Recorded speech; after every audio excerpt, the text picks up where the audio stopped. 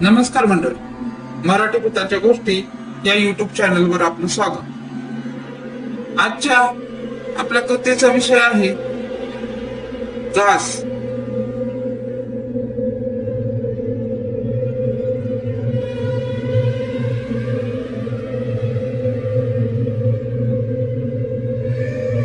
मी मोबाईलवर होतो, अचानक मला किचनच्या पडद्यापाशी हालचाल दिसली।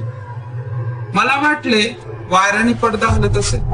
मी परत मोबाईलवर, पण आता मला पडदा मागे कोणीतरी आहे जाणवलं। घरात तर मी एकटीच, मग पडदा मागे कोण असेल? मी उठून बसले।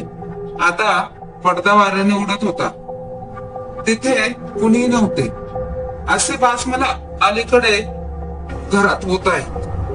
मला खूप भीती वाटते।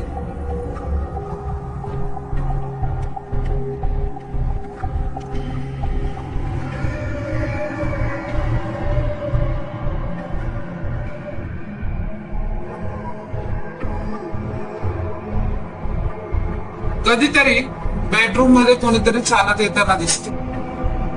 पांढरे शुभ्र कपडे घातलेली कोणीतरी स्त्री असते। तिचा पदर जमिनीवर लोंबकळत असतो। ती शांतपणे चालत समोरच्या बेडरूम मध्ये नाहीशी होती। कधी ती स्त्री मला किचन मध्ये दिसते। या प्रकाराने मी खूप घाबरून गेले आहे। माझ्या घरातले मला वेड लागले असे समजतात, पण मी घरातली सगळी कामे करते। बाहेरून भाजी सामान घेऊन येते।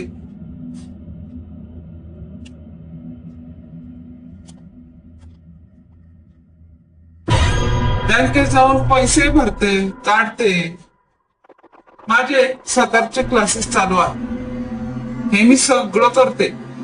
वेड लागलेले लोक हे करणार नाहीत। माझ्यावर कुणाचाच विश्वास नाही, पण मला घरात असे बास होतच राहत।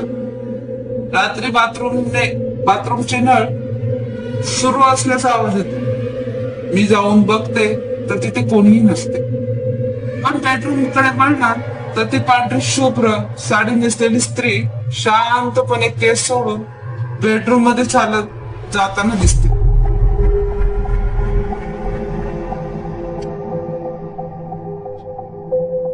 माझी बोबडीच वळते। मी जोरात किंचाळते आणि खाली पडते। घरातले जागे होतात, मला उचलून ठेवतात। माझ्यावर कुणाचाही विश्वास नाही। मी काहीतरी सांगण्याचा प्रयत्न करते, पण एका रात्री मी बाथरूमला उठले। बाथरूमचा दरवाजा उघडते तर तिथे खूप काळोख असतो आणि आत ती पांढरी शुभ्र साडी नेसून चक्क तोंडावर केस घेऊन उभी असते। ती हळूहळू पुढे येते आणि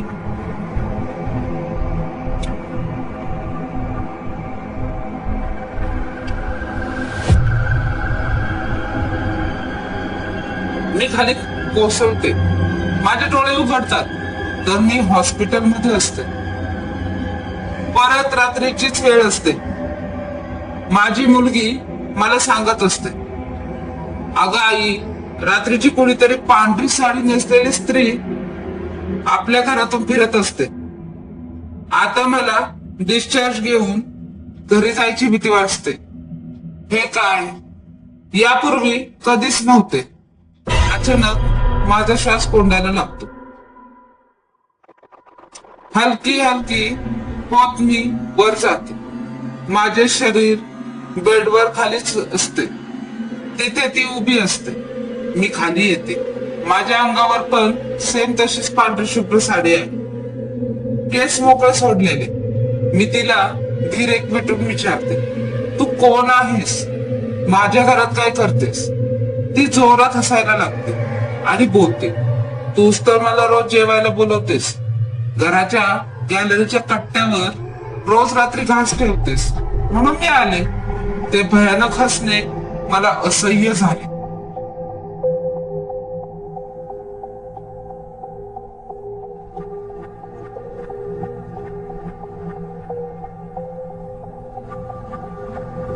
मी खाडकन डोळे उघडले। मी व्हेंटिलेटरवर होते। मी शुद्धीवर आल्याच्या डॉक्टरांना आनंद झाला।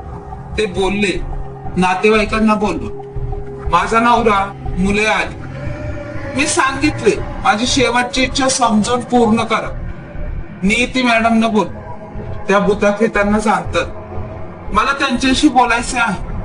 नवऱ्याने नियती मॅडमला आणलं. मी त्यांना सगळं सांगितलं.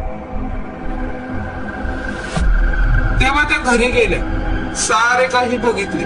त्यावर उपाय म्हणून रात्रीचे जेवण बाहेर पिंपळाच्या झाडाखाली ठेवले आणि काळ्या उडीत मंत्रून घराभोवती टाकले. आता मला खूप बरे वाटले. डिस्चार्ज मिळाला. आता घरात ते दिसत नाही. नियती मॅडमने मला सांगितले रात्री अशा फक्त ऍक्टिव्ह असतात. तुम्ही बाल्कनीत अन्न का ठेवले होते? मला एका ज्योतिषाने वास्तूसाठी रात्री घास ठेवा असं सांगितले होते, म्हणून मी केले. यामुळे घरात शांतता नांदते असे ते बोलले होते. परत हे करू नका.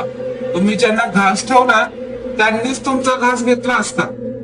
माहिती असल्याशिवाय असे करू नये असे बोलून नियती मॅडम निघून गेले आणि सगळं काही व्यवस्थित झालं. धन्यवाद.